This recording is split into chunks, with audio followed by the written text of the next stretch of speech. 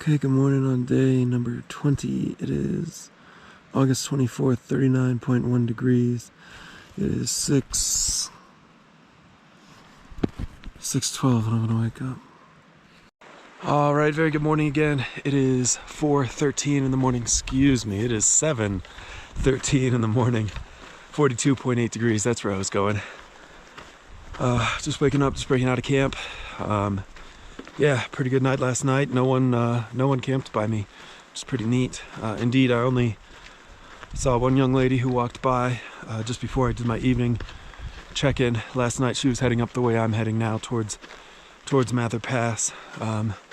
Just said hello and she kept moving, and that was that. Fine. Slept pretty good. As I said, no neighbors. I did not perceive any precipitation last night whatsoever. What is it? Buck right next to me. Right through the woods there.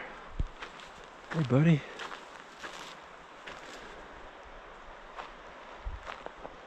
Not sure you can see him.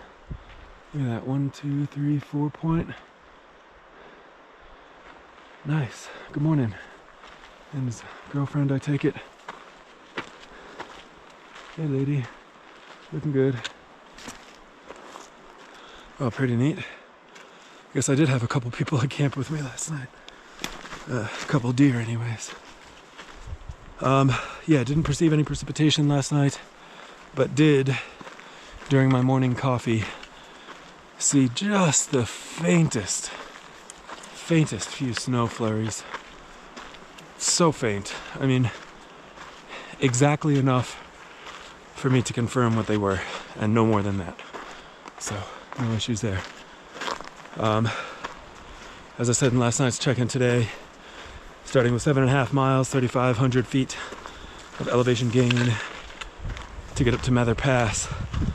It's also a little bit chilly this morning, so I'm gonna get hiking, and I'll certainly check back with you guys later.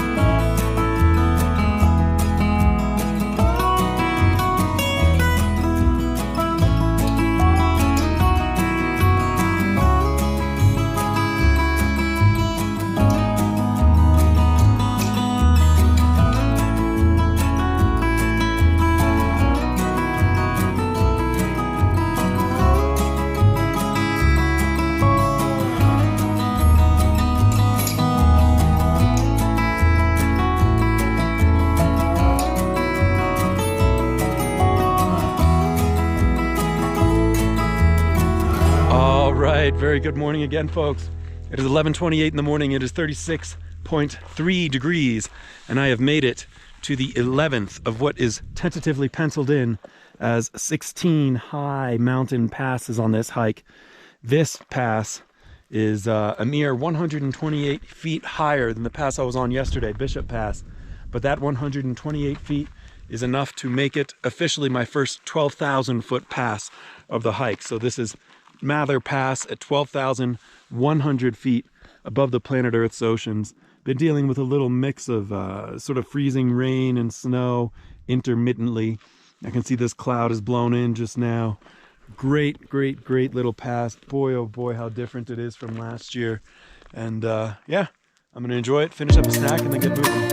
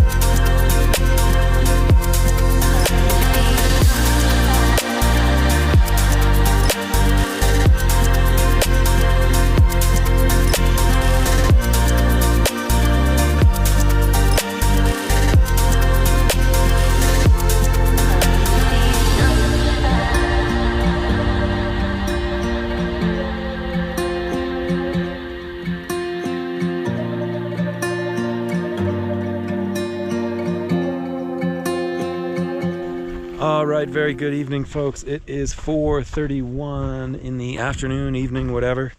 It is, 50.8 degrees. I have made it to home for the night. You'll see the camouflage duplex tucked way back in that corner.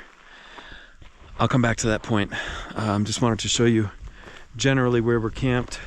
It's about 1.25 miles from Pinchot Pass, which I will take first thing in the morning. And well, we'll come back to that point too. Check this out. Lake Marjorie. Not bad at all. Not bad at all. There are several sort of campsites sprinkled around along sort of the bank of this lake. Not sure whether you'll be able to make any of them out or identify them or clock them or what. But I didn't want to camp at any of those, and there's several reasons. Oh, look at Mr. Marmot's come out. See him on his prestigious little ledge there. They live like kings, dude.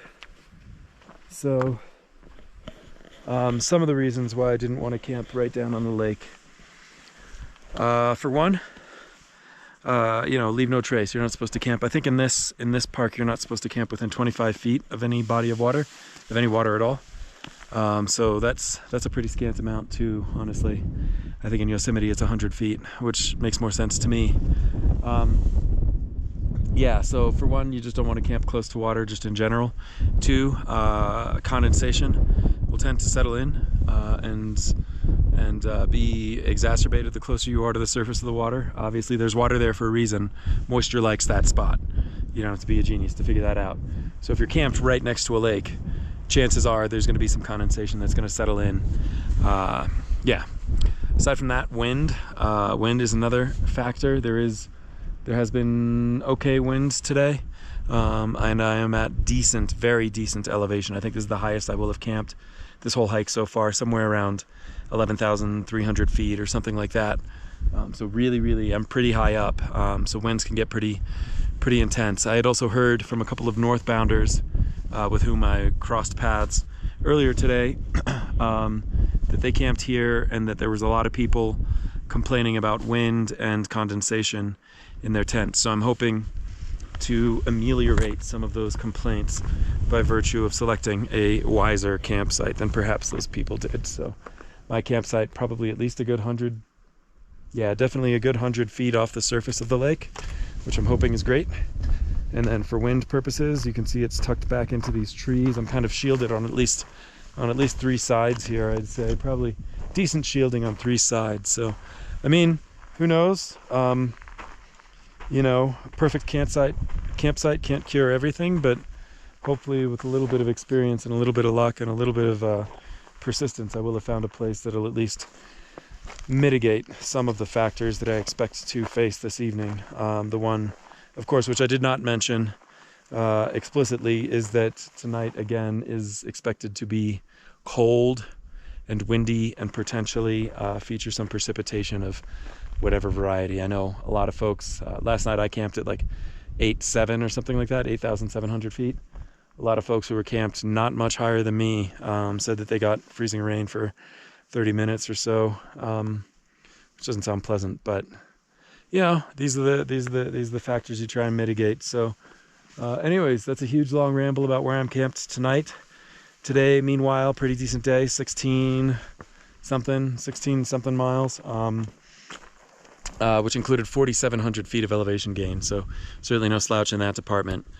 As well as, of course, some elevation loss. The number, I don't care. I don't know.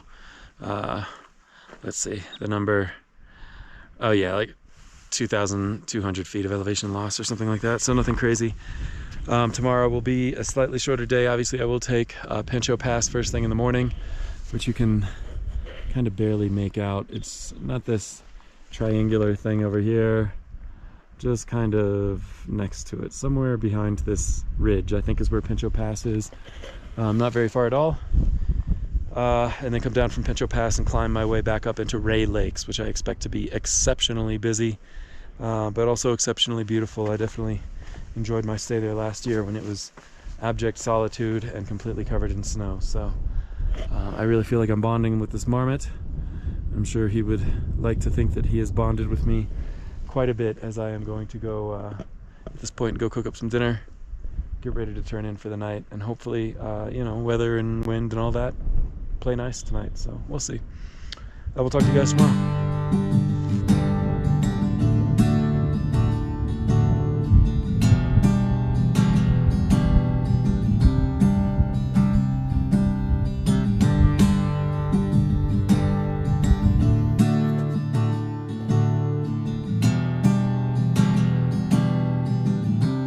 What do you need, buddy?